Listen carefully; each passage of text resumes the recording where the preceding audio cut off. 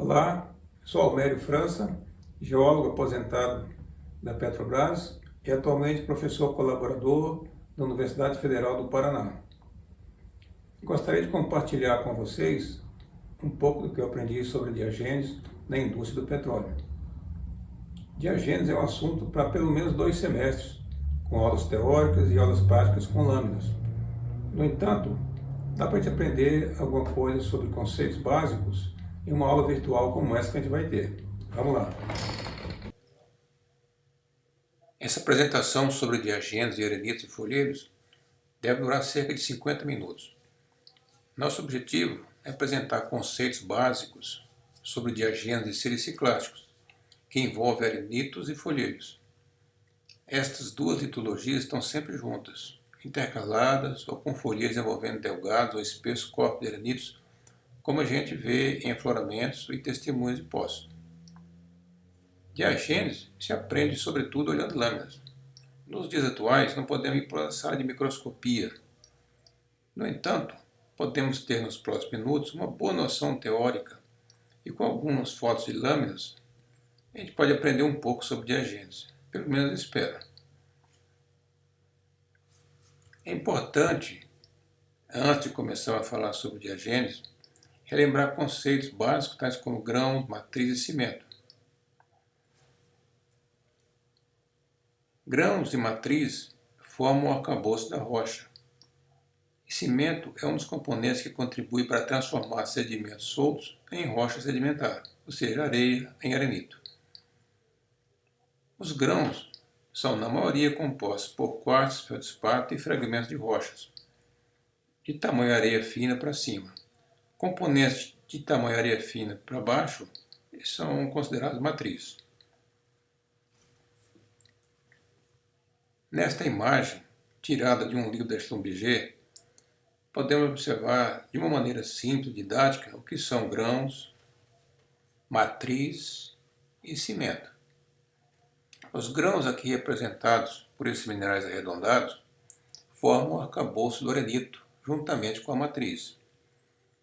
Esses dois são componentes trazidos para o sítio deposicional por diversos processos, tais como correntes fluviais, corrente de turbidez ou ação eólica, dentre outros. Geralmente, o teor de matriz pode nos indicar a energia envolvida durante a deposição, ou seja, como a matriz é composta de material muito fino, argila e às vezes silt, a ausência de matriz sugere alta energia, como nos turbiditos e túneis eólicas, ou baixa energia no caso de muita matriz, como por exemplo em alguns depósitos lacustrinos e glaciais. Cimento é composto por minerais precipitados no espaço poroso, portanto são compostos diagenéticos e não detritais como grãos e matriz. Eles são formados, ou seja, os cimentos são formados após a deposição da rocha, logo em seguida a deposição aqui na superfície ou tardiamente em subsuperfície. A gente vai ver a seguir alguns exemplos de grãos, matriz e cimentos. Antes de falar sobre cada lâmina desta aqui, uma explicação. Aqui no rodapé, do lado esquerdo, tem a indicação da procedência da amostra. Nesse caso, é o arenito da formação Rio Bonito, do poço Chapéu do Sol, aqui no Paraná.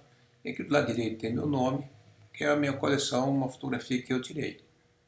Outras lâminas, outras imagens como essa, vão estar indicando aqui do lado esquerdo a procedência, e do lado direito vai estar escrito APG Memoir 109, que é feito de um livro que eu adquiri, e esse livro acompanha um CD e nos permite utilizar essas imagens.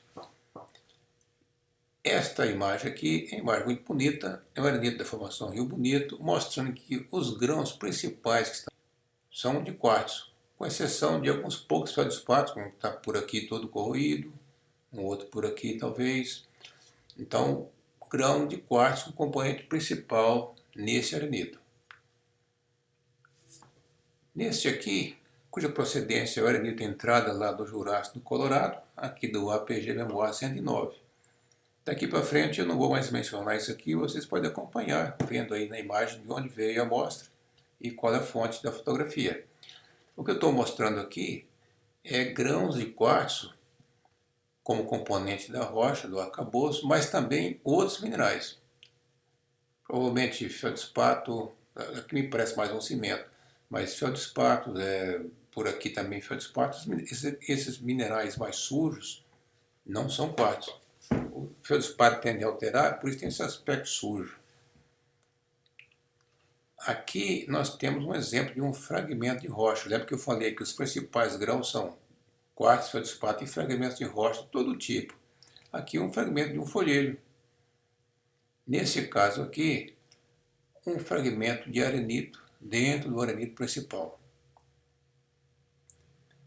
Aqui nós estamos vendo um arenito aqui de lapa, muito imaturo, ou seja, tem quartzo e muito fragmento de rocha. Aqui nesse caso é um pedaço de basalto, meio arredondado. Às vezes a gente se depara com alguns minerais raros e às vezes de difícil identificação para quem nunca viu.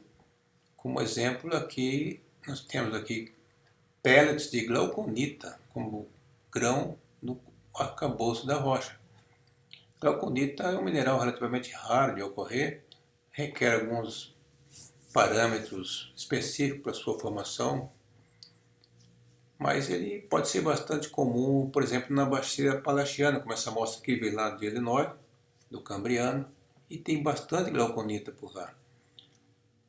Não é bastante, eu nunca vi glauconita em arenitos aqui pelo Brasil, mas é comum por lá. E como glauconita, pode você de repente deparar com outros componentes diferentes do que nós mostramos até aqui. Bom, agora vamos ver um ou dois slides aqui sobre matriz. Aqui nós estamos vendo uma rocha que tem aparentemente mais matriz do que grão, né? O grão está composto aqui provavelmente por quartzo, esses minerais bem limpos aqui, de tamanhos diferentes, como pode ver, seleção muito pobre, e toda essa massa que está aqui no meio composta por argila e pequenos fragmentos de tamanho silt ou menor, isso tudo é matriz. Então dá para olhar aqui e imaginar que o ambiente depositório, isso aqui não tinha energia suficiente para remover esses finos. Não sei, que não vamos chutar aqui e dizer que ambiente foi esse, mas é um ambiente de baixa energia.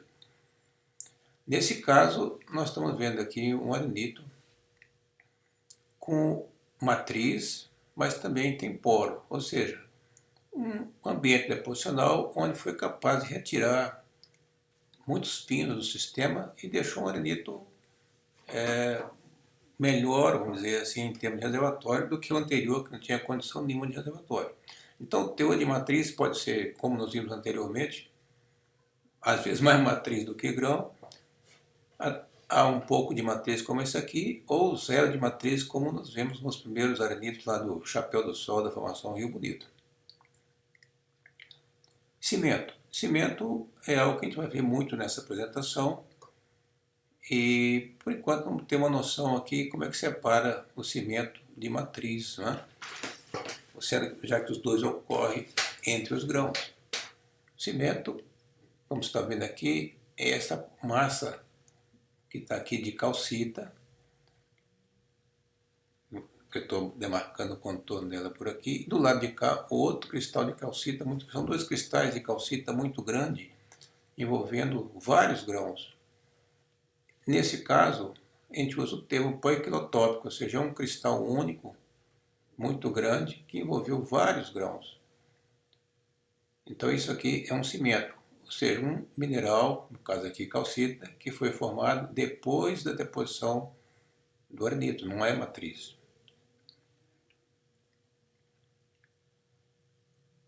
Diagênese. Já que nós aprendemos, relembramos aqui sobre grão, matriz e cimento, vamos entender agora o que é diagênese. Como vocês estão lendo aí, é toda alteração física, química e biológica que uma rocha pode sofrer depois de sedimentada. Isso ocorre bem raso, aqui a temperatura geralmente abaixo de 150 graus, ou no máximo em torno de 200 graus, quando inicia os processos metamórficos. A diagênese ela inclui inicialmente um processo físico de compactação, ou seja, à medida que vai havendo sedimentação, aquilo que vai ficando mais fundo vai sendo comprimido, um grão contra o outro, e vai reduzindo o espaço poroso, que pode reduzir até 40%. Esse processo de compactação é muito importante nos folheiros.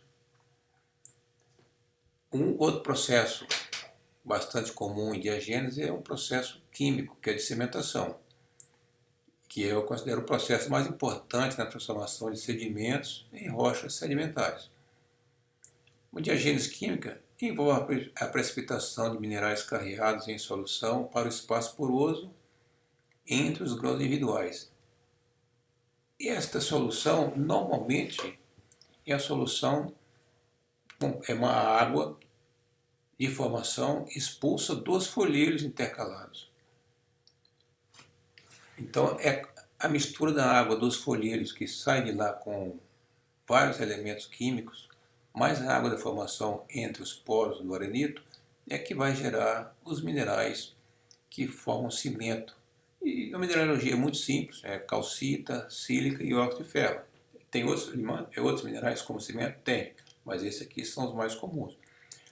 Um outro que eu diria que é bastante comum, principalmente aqui na Bacia do Paraná, é a anidrita, que é um sulfato de cálcio.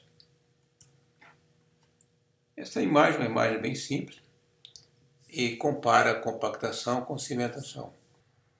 Compactação é muito importante nas rochas argilosas, como nós vimos anteriormente. Ele reduz a espessura, olha só a espessura que tinha, a espessura que ficou depois da perda d'água, e transformação de esmectita em lita, que expulsou água dos folheiros. E essa água que saiu daqui vai entrar para dentro dos arenitos, provocar cimentação. Esse 10 a 20% de água que está aqui no folheiro que restante, essa água não sai, porque a água intersticial está dentro da estrutura das argilas.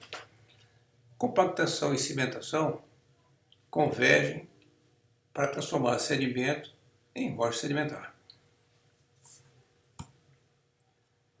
Os folheiros, como disse agora há pouco, são importantes na diagênese dos arenitos. Por quê?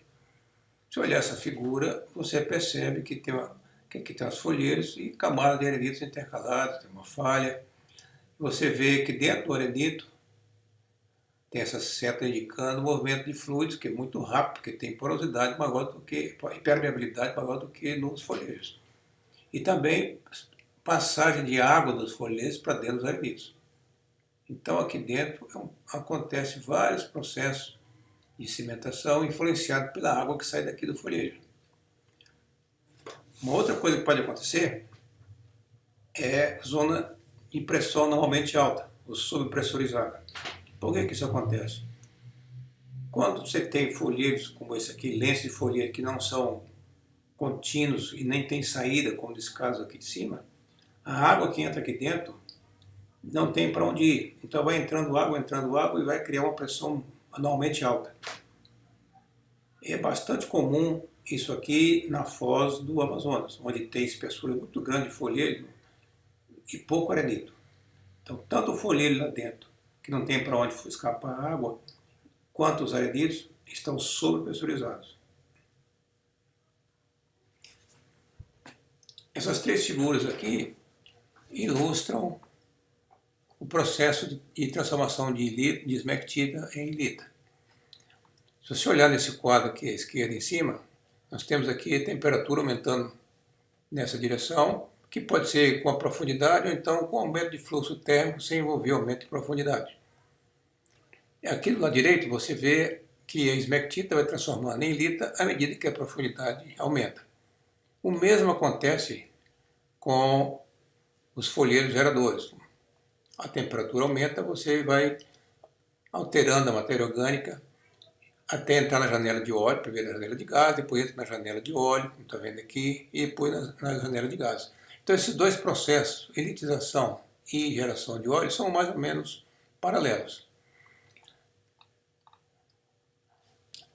Nessa figura aqui embaixo, a gente percebe o seguinte, esse é um processo semelhante que está aqui, tem aqui as camadas de argilas lá na esmectita, e entre cada camada dessa, você vê a quantidade de elementos químicos que estão aqui dentro, junto com água, que sai fora. E sobra no fim, essas camadas aqui, uma perto da outra, com muito potássio aqui dentro. Por que entra potássio aqui? Porque ele tem uma carga positiva e isso aqui tem uma carga negativa. Então pode ver aqui em cima, cheio de potássio. E esse restante que saiu daqui, de minerais que estão aqui dentro, formam água mineralizada, que vai ser expulsa para os areniscos. Aqui nós temos um exemplo de um folheiro bastante rico em matéria orgânica, que é o folheiro Bachmann, do Devoniano, no Canadá. É uma bacia chamada Bacia de Williston, que ocorre no Canadá e também nos Estados Unidos. Bastante laminado, e a gente não vê muita estrutura aqui, a não ser laminação, mas é muito rico em matéria orgânica. Essas partes mais escuras aqui devem ser tudo matéria orgânica. Então isso é uma lâmina típica de um folheiro. Aqui, um folheiro um pouco diferente, não tem muita laminação quase nenhuma, né? Diria até maciço. O folheiro Kimmeridge, lá do Jurássico da Inglaterra, é o principal gerador no Mar do Norte. Essas castanhadas que estão vendo aqui, bem maiores do que lá na folheiro Bachmann, né, na imagem anterior, são matéria orgânica. Pode estar imatura ou matura, vai depender aqui da reflectância do que o pessoal faz no laboratório de geoquímica. De qualquer maneira, é um folheiro rico em matéria orgânica. Um outro folheiro muito rico em matéria orgânica é esse aqui, que é o folheiro Chattanooga, 10% de carbono orgânico total. E tem aqui tasmanites, que são essas algas que estão vendo aqui. Então, uma quantidade muito grande de matéria orgânica. Essa parte escura toda era matéria orgânica. Quase toda. Uma imagem da formação Green River, que é composta por folheiros e intercalações de carbonatos. Esses carbonatos são tapetes microbiais, como nesta amostra. A formação Green River, em sua maioria, nunca esteve em grandes profundidades, nunca teve temperaturas altas para transformar a matéria orgânica que tem na unidade em petróleo. O que se tem, então, são querogênio, que é essa parte avermelhada que está na amostra. O que é o querogênio? O querogênio é a amostra, resíduo orgânico, que fica lá, que está nos folheiros, e que você precisa analisar, se estiver procurando petróleo em uma bacia que você não conhece ainda, determinar que tipo de querogênio que você tem é importante, porque esse tipo de querogênio vai nos dizer que tipo de hidrocarboneto que essa potencial camada que você pensa ser um gerador, que tipo de óleo ela possa gerar, que tipo de hidrocarboneto vai gerar. Se você encontrar querogênio tipo 1, é porque você vai ter uma rocha potencialmente geradora de óleo, porque tem muito hidrogênio no querogênio tipo 1. Se for um querogênio tipo 2, você vai ter a possibilidade de gerar óleo e gás. Do tipo 3, que é muito rico em matéria orgânica continental, vegetal, você vai ter uma rocha geradora potencialmente para gás, como é, por exemplo, no Brasil, na Bacia do Paraná, a formação Ponta Grossa. E bastante comum também nos depósitos deltaicos, porque o rio que leva a maior parte do sedimento para aquela área traz consigo muita matéria orgânica continental. Essa figura já vista anteriormente mostra do lado esquerdo os efeitos de compactação em uma rocha argilosa, reduzindo bastante a sua espessura, expulsão de água, que vem para os arenitos e vai provocar cimentação desses arenitos. Antes da cimentação, alguns arenitos, principalmente depositados aqui na superfície, eles sofrem uma cimentação inicial por carbonatos. Mas a grande parte dos arenitos, o primeiro efeito que a gente vai perceber em lâmina é o efeito de compactação.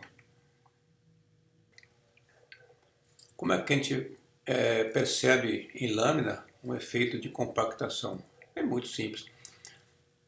O que nós estamos vendo nesta foto é o efeito da compactação em cima de um grão de glauconita, que são aqueles pellets arredondados que vimos em alguns slides anteriores. Bastante evidente, então, a compactação em cima de um mineral maleável, como a glauconita. Outras vezes, a compactação é tão intensa, como nós estamos vendo, que os grãos podem ser interpenetrados e não existe mais sinal nenhum de porosidade por aqui. Uma compactação bastante intensa nesse caso. Cimentação, que é uma das partes mais importantes nas diaginas de arenitos. Nessa foto, nós temos um exemplo clássico de sobrecrescimento de quartzo. Esta parte do grão de quartzo que nós estamos vendo, cheio de vacúolos, ele é detrital. Esse grão chegou aqui no ambiente deposicional, marcado por essa película de argila que circunda o grão. Do outro lado, temos um crescimento secundário de quartzo, um cimento, que cresce seguindo a orientação ótica desse grão. Ou seja, quando a gente gira a platina, quando o grão detrital extingue, o quartzo secundário também extingue. Depois do quartzo secundário, a gente consegue ver um cimento de carbonato, provavelmente calcita. E é interessante observar a hierarquia do cimento. O que chegou primeiro? O quartzo ou o carbonato? Obviamente, o quartzo, pois o carbonato parou de crescer aqui. Quando esse carbonato começou a precipitar, ele já encontrou esse cimento.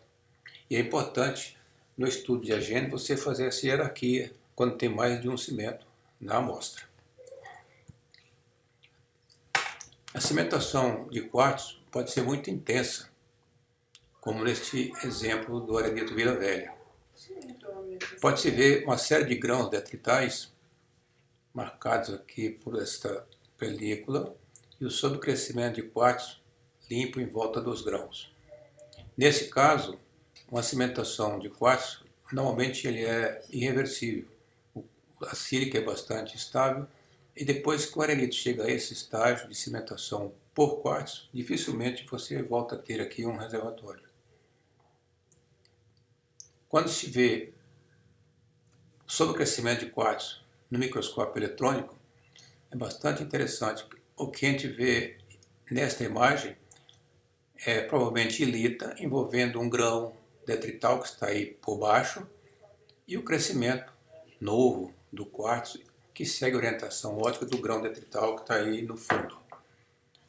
Muito bonita essa amostra e parece que a gente está olhando uma drusa de quartzo.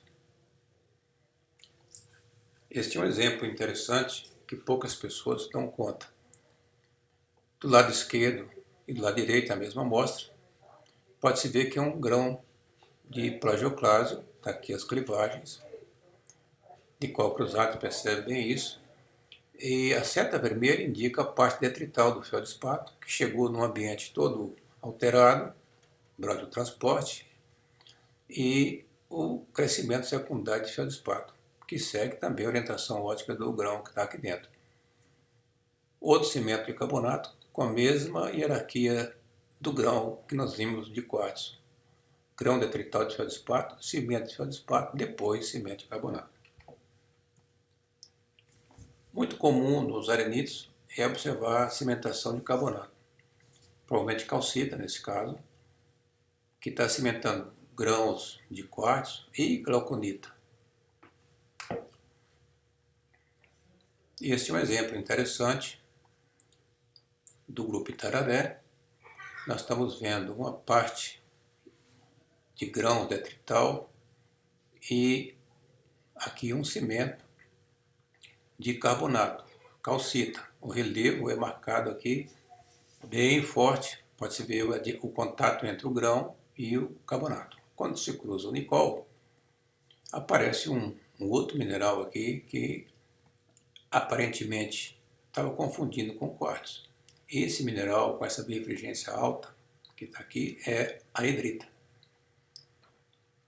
E é fácil de confundir, às vezes, quando só tem anidrita e não tem uma calcita para você comparar. Mas é bem fácil de perceber pelo relevo. Um mineral bastante comum na bacia do Paraná. Nesse caso, é difícil dizer quem que chegou primeiro, anidrita ou calcita. Os contatos aqui são bastante concordantes e pode ser contemporâneo. Eu uso esta imagem para ilustrar algo bem interessante quando se prepara uma lâmina para se estudar diagênese e se desconfia que possa ter cimento de carbonato. É bem barato, você usa uma solução de alizarina com ferrocianeto de potássio e colore essa lâmina. Se tiver carbonato e for calcita, toda a calcita fica vermelha, como vocês estão vendo. Se não tiver calcita e tiver dolomita, a dolomita vai estar branca. E pode ter os dois, então você vai separar dolomita vermelha e calcita sem coloração. Pelo contrário, calcita vermelha e dolomita sem cor alguma. Se por acaso aparecer uma cor azul intensa, isso é uma dolomita rica em ferro. É um processo barato e de grande ajuda para quem está estudando diagênese. Olha aqui, nós estamos vendo romboedos de dolomita. Então estão levemente azulados. Nesse caso, se não tivesse sido colorida com ferrocianeto e alizarina, você iria chamar apenas de dolomita. Como a dolomita aqui está azul, é uma dolomita rica em ferro. Caulinita é um mineral bastante comum, principalmente em arenitos continentais. Esse é um aspecto bem típico de caulinita, um mineral relativamente comum. Um pouco mais raro do que caulinita é clorita. Está aqui as rosetas de clorita, um mineral bastante comum em várias rochas metamórficas, fácil de distinguir pela sua birefringência. Ocorre na bacia do Paraná em grandes profundidades, principalmente acima de 4.000 metros, como a gente está vendo nessa amostra do Chapéu do Sol. Nessa amostra nós estamos vendo, em vez de rosetas, agulhas. As agulhas aqui em volta dos grãos do mineral clorita. Visto em microscopia eletrônica, essas agulhas são, na realidade, pequenos flocos como esses que vocês estão vendo nesta imagem. Que pode ser, às vezes, confundido com clorita, mas lá no microscópio a gente consegue separar muito bem esse mineral que é a ilita da clorita. Apesar de ser parecido, tem várias feições, a birefringência aqui é bem menor, por exemplo. Em microscopia eletrônica, a ilita forma essas pontes entre os grãos e quando se produz um óleo, gás num reservatório como esse, corre-se o risco dessas plaquetas se deslocarem e entupir as gargantas de poro. Muito comum é ver esses filmes de argila em volta dos grãos. Níquel descruzado, níquel cruzado, pode haver birefringência relativamente alta aqui da esmectita. Em lâmina, às vezes é difícil você separar. Ele colocou aqui esmectita com difração, porque ele determinou isso lá no raio-x. Na microscopia nós chamamos tudo de ilita, para simplificar. Esses envelopes de cimento em volta de grãos pode acontecer com alguns minerais exóticos, como nesse caso aqui, que é da formação Botucatu. Pode-se acompanhar os grãos bem arredondados, né? Bem típico do ambiente eólico, muito poro, e esse envelope. Vamos cruzar o níquel e percebe que, em vez de ter aquela refrigência típica das ilitas, a gente não consegue ver nada, é um mineral isotrópico. Nesse caso, é opala. Então, um filme de opala em volta dos grãos. uma imagem interessante. Do lado esquerdo e do lado direito é o mesmo campo, mesma amostra. Ou seja, esse grão redondo é esse aqui, esse grão é esse, este é este e assim por diante. Se você olhar só esta amostra no microscópio, como estamos vendo essa imagem do lado esquerdo, ele vai supor um arenito depositado com a compactação e bloqueou toda a porosidade. Colocando no cátodo, que está a imagem do lado direito, o mesmo campo, percebe que, ao invés de ser compactação, o que aconteceu foi uma cimentação de quartzo intensa em volta de todos os grãos. E só foi possível perceber usando o cátodo de luminescência. A diferença entre esse cimento secundário aqui e o outro cimento que nós vimos no início é que os grãos aqui não têm aquela película argilosa em volta para separar o grão do cimento. Só foi possível com o cátodo. A partir da década de 1970, os estudos de diagênese tiveram um avanço considerável, graças à indústria do petróleo. O alvo principal desses estudos é o sistema poroso, que ocorre em arenito e também em carbonatos. São os dois reservatórios mais importantes no mundo do petróleo. Então vamos aprender um pouco sobre porosidade. O que são poros? Vocês vão ler aqui, vocês vão acompanhar mencionando alguns fatos que não estão escritos aí. Poros, na realidade, são os espaços vazios em uma rocha. E é medido em termos de porcentagem. Quando a gente fala, por exemplo, que temos um arenito com 10% de porosidade, se você pegar um cubo desse arenito e conseguisse compactar todos os grãos, ia sobrar 10% do volume desse cubo, seria espaço poroso, seria vazio. Então, quem estuda porosidade pode ser considerado um especialista do vazio. E há dois tipos de porosidades no caso de estudo de reservatórios. A gente chama de porosidade total, que você mede de várias maneiras, e são todos os poros, independente se estão interconectados ou isolados. O importante na indústria do petróleo é a porosidade efetiva, que é aquela porosidade que está interconectada, ou seja, que existe um sistema por onde pode fluir óleo, gás, condensado. E, às vezes, essa porosidade efetiva, ela pode ser, por exemplo, chega a zero em um arenito que pode ter 10% de poro. Basta que esses poros estejam completamente isolados. Então, medir a porosidade total de um arenito ou de um carbonato nem sempre é aquele que você deseja. Você quer saber a porosidade efetiva. Existem perfis de poços hoje que você consegue medir a porosidade efetiva, sem ter a rocha aqui em cima. Essa figura ilustra diversos tipos de porosidade. Não vou falar sobre todas elas, mas as principais. O mais comum é o tipo de poro intergranular, que ocorre entre os grãos. Nós vimos algumas lâminas desse tipo aqui. Outro tipo relativamente comum é a porosidade móldica, que é oriunda de dissolução de plagioclastos, feldespato e de conchas de organismos. Normalmente isso aqui é carbonato, carbonato dissolve facilmente e sobra então um molde daquele fóssil. E é feito por dissolução. Às vezes um cimento de carbonato pode começar a dissolver, você vai ter uma dissolução do cimento. Aqui em cima é bastante comum confundir porosidade intragranular com porosidade móldica, porque os dois são relacionados, é dissolução de um elemento do grão ou cimento. Outro tipo de poro que é bastante comum é de fraturas. Porosidade vulgular, bastante comum lá nos carbonatos. E uma série de outros poros que tem por aqui.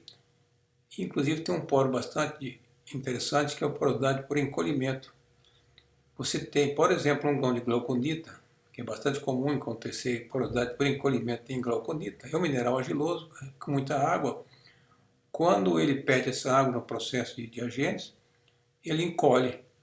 Então, o que era o que era esse grão aqui passou a ser isso aqui e deixou um espaço poroso. Esse tipo de poro aqui, se você pode olhar aqui, ele não tem conectividade nenhuma. Ele não se conecta, com rara exceção. Então, contar com essa porosidade total como porosidade efetiva é muito difícil. Assim também como, por exemplo, porosidade módica. Nesse caso aqui em cima, porosidade intergranular tem uma porosidade efetiva muito boa. Os poros estão interconectados, como também em fraturas.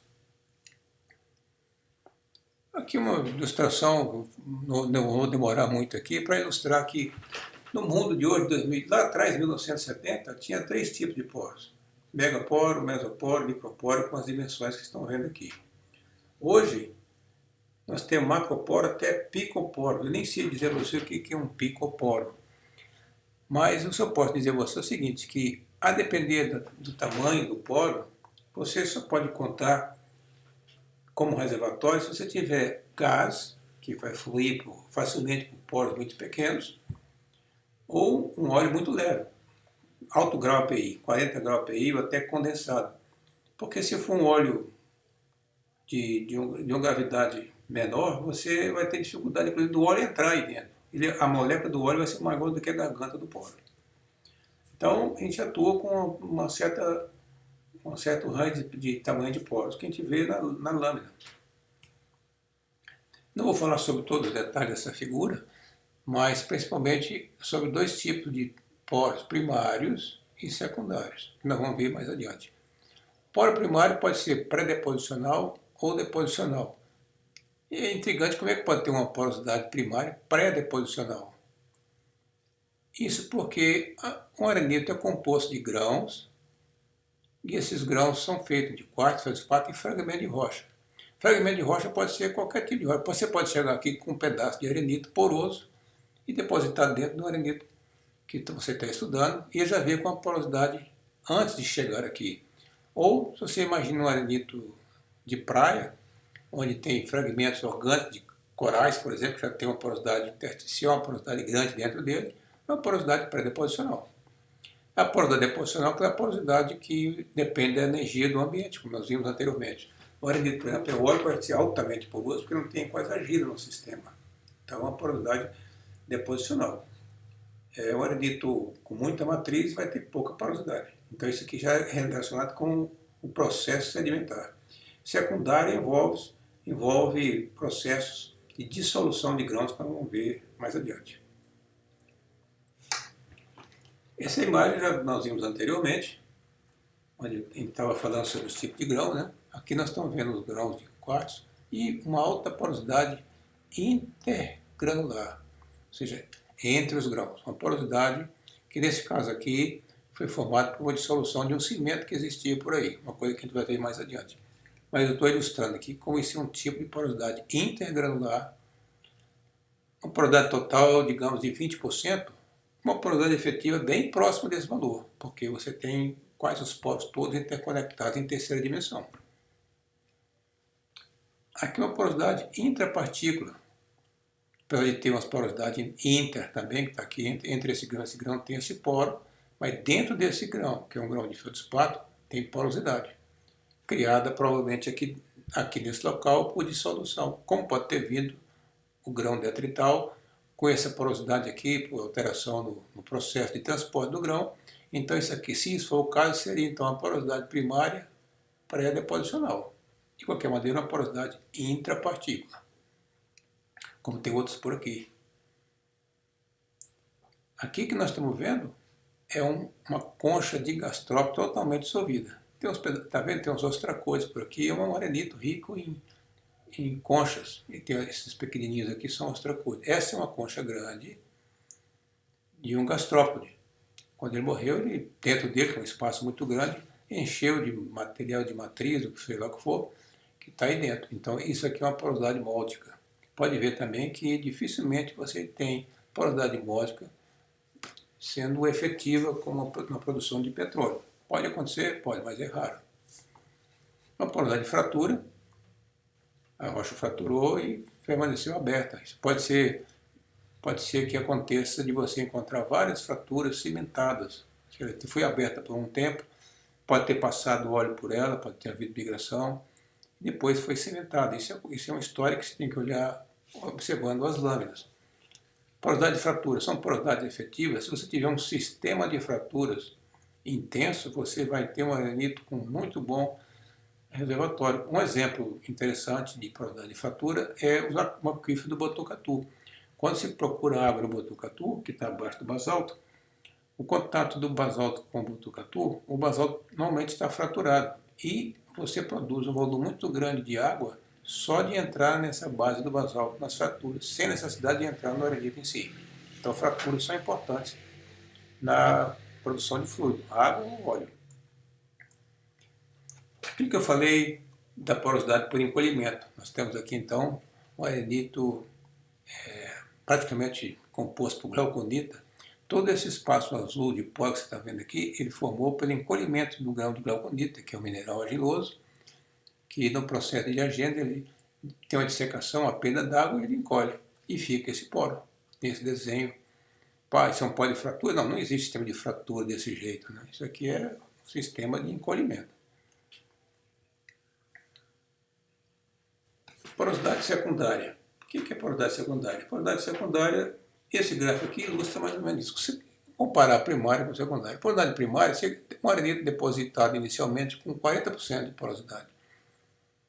À medida que você soterra esse arenito, vai tendo diagênese física, de compactação, diagênese química por cimentação, vai chegar num valor, e esse valor de porosidade muito baixo prossegue aqui e pode até acabar. Se for cimentação intensa e compactação intensa, pode destruir tudo.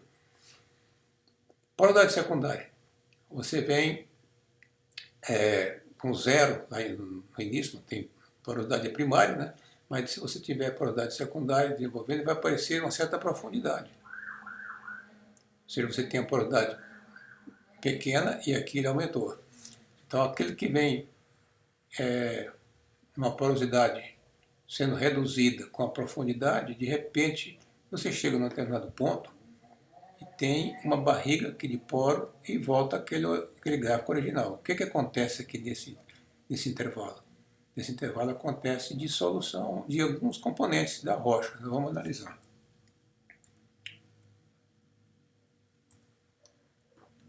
Aqui nós temos um arenito da formação Rio Bonito, um cristal de plagioclase, com as clivagens que estão vendo aqui. Isso aqui é um cristal de calcita que por acaso cresceu aqui dentro de um poro desse, ou talvez substituiu o feldspar, e está vendo poro dentro dele, em cima de solução. Então você tem aqui uma porosidade secundária, porosidade provavelmente primária aqui, não dá para afirmar olhando, e porosidade secundária por dissolução aqui dentro desse grão de feldspar. Aqui você vê um exemplo muito bonito de uma porosidade secundária por dissolução de cimento. Aqui estão os grãos de quartzo e você vê que tem um cimento de carbonato aqui. Isso aqui é a calcita, muito bonito, olha aqui. Aqui também remanescente de uma dissolução. Ou seja, todo esse arenito aqui, que está hoje em torno de 3 mil metros de profundidade, foi cimentado por calcita e depois sofreu dissolução. Como é que a gente pode dizer isso? Porque você, olha essa área da lâmina. Como é que você imagina um arenito a 3 mil metros de profundidade com grãos soltos como esse? Um arenito a 3 mil metros de profundidade, a compactação iria juntar tudo isso aqui, não iria ficar solto assim. Ele só está assim porque esse cimento que você está vendo aqui sustentou esse arcabouço por um tempo e depois foi dissolvido e criou a porosidade secundária. Um evento muito importante na história de reservatórios, tanto arenitos quanto carbonatos. A pergunta então é o que acontece, que agente que causa a dissolução de carbonatos e feldspatos em subsuperfície. Quem começou com essa história de porosidade secundária foram os russos. Mas quem trouxe isso para o mundo ocidental na década de 1970 foram dois canadenses, Schmidt e McDonald. E eles basearam no seguinte, que agente que nós conhecemos aqui na superfície que provoca a dissolução de carbonatos. Essas duas figuras à esquerda aqui é apenas para ilustrar, para lembrar que você entra numa caverna de calcário, o que você vê lá é dissolução de carbonato, é precipitação. Aqui embaixo um esquema muito bacana. Mas do lado direito é que está a nossa história importante. Você tem aqui umas plantas, planta produz CO2 no seu processo de respiração, né? Tem CO2 na atmosfera. O CO2 com a água, que é disponível em tudo que é lugar por aí, vai formar o ácido carbônico, H2CO3. Esse H2CO3, na presença de carbonato, ele dissolve isso aqui, libera cálcio e libera 2HCO3. Então, esse processo de dissolução aqui na superfície é o mesmo que foi usado para explicar a dissolução dos carbonatos lá em superfície. Porque o que precisa de água, que tem água de formação, e CO2, que tem em quantidade relativamente grande em subsuperfície. Tem poços aí que você tem mais CO2 do que você gostaria que tivesse. Então, o agente de dissolução dos carbonatos lá em subsuperfície é explicado com a presença de ácido carbônico. Agora, surgiu uma dúvida durante as pesquisas que quando você dissolve os carbonatos, você deixa espaço poroso, tranquilo, porosidade secundária.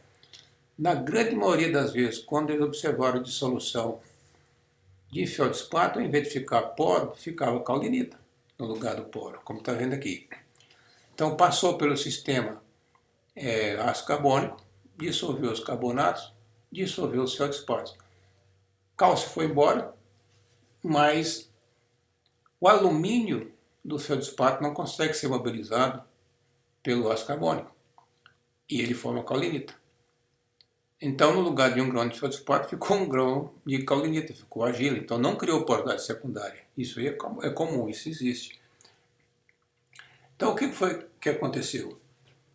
Por que isso aí ocorre? Tem lugar que você tem porosidade tranquilamente, bem bonita pela dissolução de carbonato, e outro lugar você tem, em vez de aumentar o poro, você piorou com a presença de caulinita.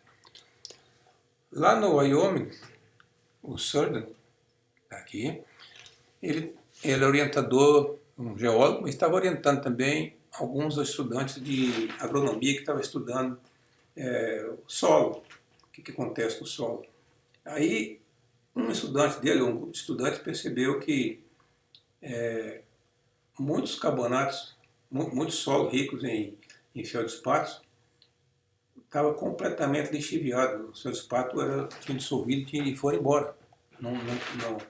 Ao contrário do que está acontecendo na sua superfície, em vez de ficar caulinita, ele foi embora. O carbonato, o feldspato foi dissolvido e foi carregado embora o alumínio, que era o problema dos nossos reservatórios. Aí ele começou a observar que quando você tem a maturação de matéria orgânica, está vendo essa curva por aqui? Começa aqui nessa situação. Essa matéria orgânica libera um ácido orgânico chamado ácido carboxílico. E esse ácido carboxílico é que foi a chave para descobrir o que acontece quando você dissolve o feldspato e fica poro e não caulinita. Vamos ver então aqui alguns detalhes antes de ver o que foi que acontece lá com os feldspatos.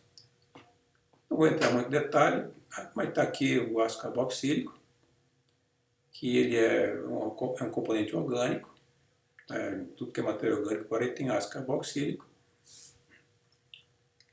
E então, voltando aqui num folheto daquilo que nós vimos lá no início, tem aqui 10% de carbono orgânico total.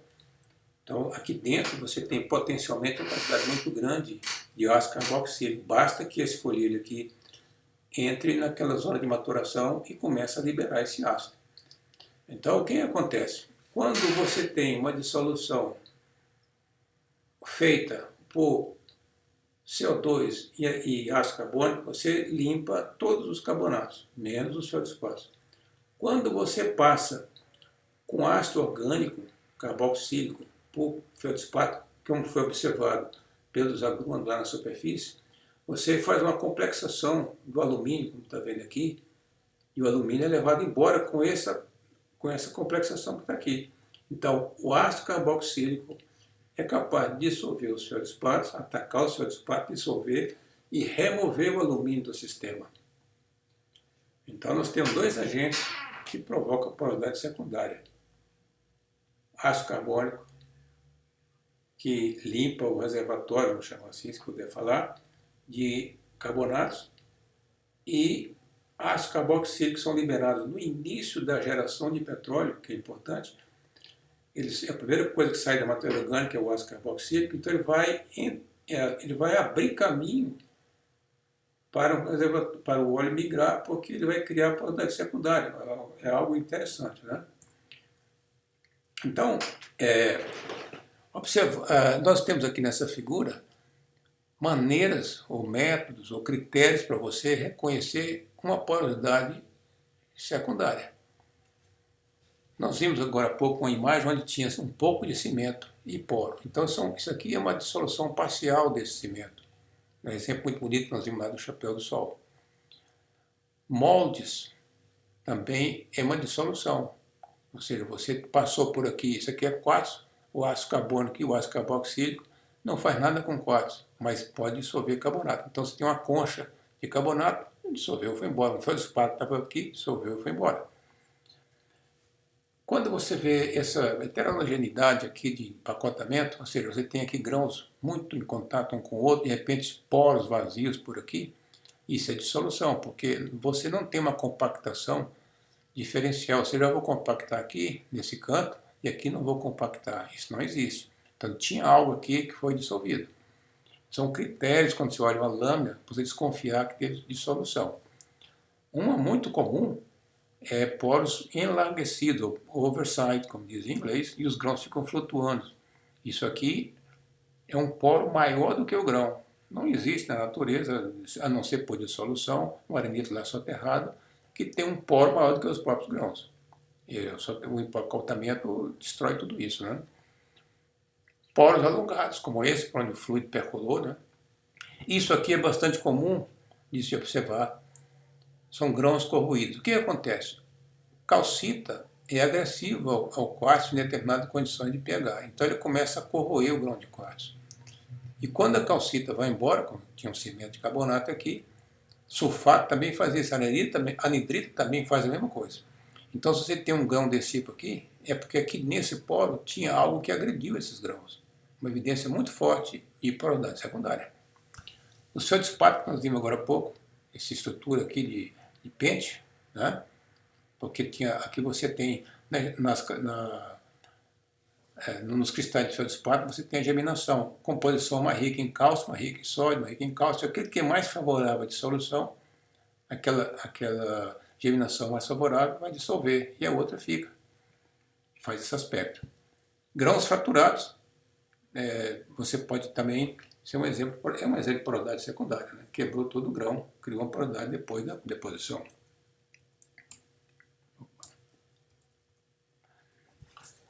Um exemplo muito bonito aqui de um feldspato, praticamente todo ele dissolvido. Então, ao ver esse feldspato sem caulinita aqui dentro, é um exemplo de quem dissolveu isso aqui foi ácido orgânico, ácido carboxílico. Se tivesse passado por aqui apenas ácido carbônico, nós teríamos aqui, ao invés de poro, caulinita.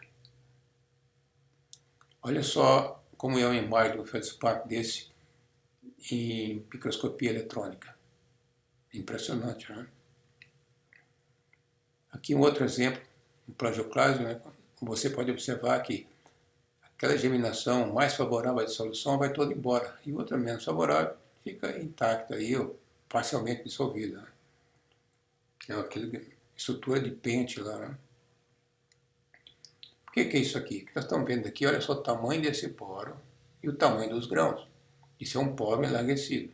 Ou seja, aqui tinha um cimento, ou uma mistura de cimento e grãos passivo de dissolução, e os dois foram embora. Normalmente é o cimento que dissolveu, aqui é no glicol cruzado. Então, olha só, você não consegue imaginar o arenito lá em profundidade, em subsuperfície, com um buraco desse tamanho aqui, que não tenha sido formado por dissolução. Aqui você pode ver os arenitos durante a compactação, e um grão como esse pode arrebentar grãos menores, como está aqui, e criar porosidade dentro dele. para o fraturamento do grão. E aqui, olha que coisa interessante, né? Você está vendo o arenito da formação Cantuária, que tem inclusive petróleo. Esse pretinho aqui é resíduo asfáltico. Olha só esse grão. Não existe um grão de quartzo sendo transportado para um ambiente com esse formato. Não existe isso aqui então, porque o cimento que estava aqui corroeu esse grão. E quando o cimento vai embora, deixa esse grão corroído. Então aqui você tem duas evidências: grãos corroídos e o empacotamento aqui solto. Não é possível você ter um arenito desse lá em subsuperfície, com arcabouço desse tipo, a não ser que tinha algo aqui nesse espaço poroso que sustentou esse arcabouço durante a compactação. Compactou com cimento, manteve o arcabouço, o cimento foi embora e ficou poro e encheu de óleo. Aqui do mesmo campo, lá de Cantuária, a mesma formação, para exemplificar para vocês como é que o óleo, como é que você vê o óleo em lâmina, né? Essa cor acastanhada aí, tudo é óleo.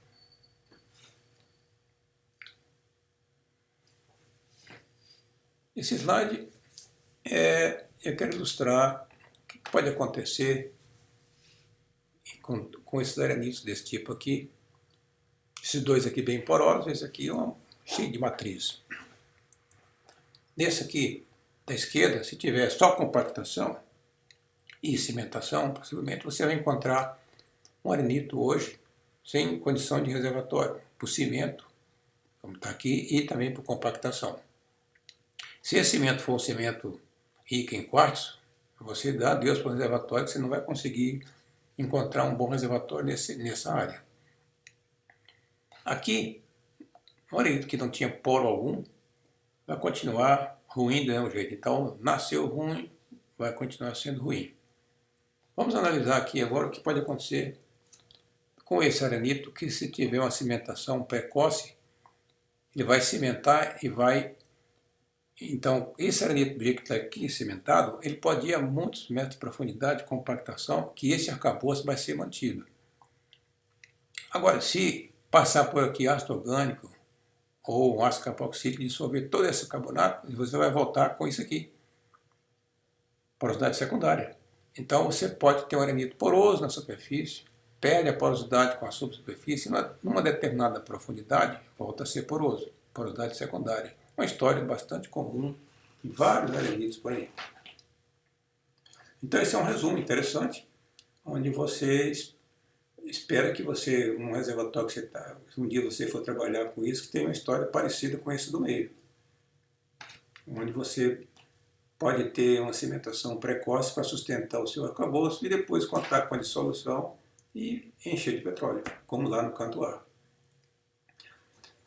Uma maneira de você observar isso que eu falei, essa história de sedimentação, de agentes, de porosidade, está aqui os dois canadenses que trouxeram a teoria de porosidade secundária dos russos aqui para o mundo ocidental, em 79. Então, uma sedimentação, você vai ter, primeira coisa, você vai ter uma perda de porosidade por carbonatos, é o mais comum. E por aí você vai descendo, você vai ter compactação mecânica, e você vai ter ganho de porosidade secundária. Isso são coisas que podem acontecer. E qualquer momento desse aqui, qualquer momento desses quadros, você pode vir com um segmento. Qualquer situação, ou uma subsidência contínua, como acontece na maioria das bacias. Por exemplo, analisar a formação furnas, lá no meio da bacia ela está a 4, 5 metros de profundidade. E aqui na borda ela flora, então ela foi até uma certa determinada situação e voltou. Então, você sempre tem perda de porosidade nessa direção, com exceção onde você tem dissolução. Você pode chegar num ponto que não tenha quase porosidade alguma. Mesmo esse aqui, se ele subir, ele pode ter um ganho de porosidade secundária por perda de carbonato. Ou vai embora tudo por erosão. Bom, isso é o que eu tinha que falar para vocês sobre diagênese.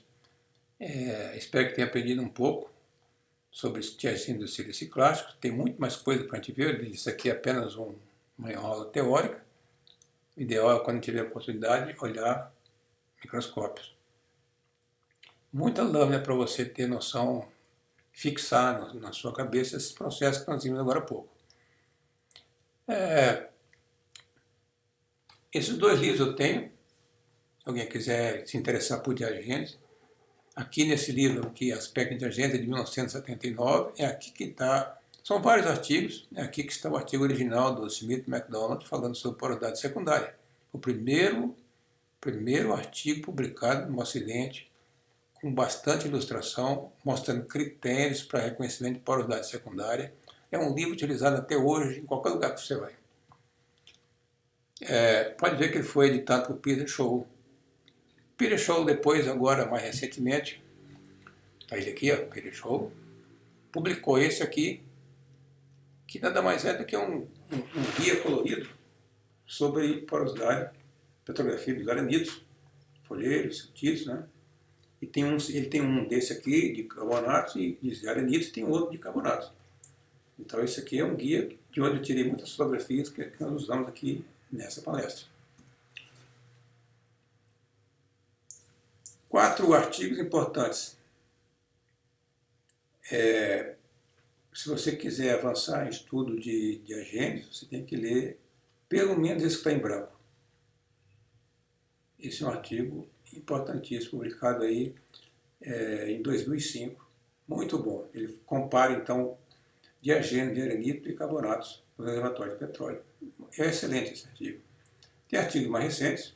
Chineses hoje estão em tudo que é lugar que você olha, APG, só tem artigo de chinês. De qualquer maneira, eles são muito bons. Não é uma crítica, apenas dizendo que o mundo deles, do nada, de repente, surgiu e de uma hora para outra tem uma quantidade, um volume gigantesco de trabalhos de excelente qualidade. Esse aqui é o trabalho do Sorian, aquele aqui lá do Wyoming, que apresentou a dissolução de feldspato por ácidos carboxílicos. Então, são alguns artigos que vocês podem ler e, se quiser avançar em diagênese, isso aqui são os artigos principais para vocês lerem. E olhar muita lâmina. Obrigado.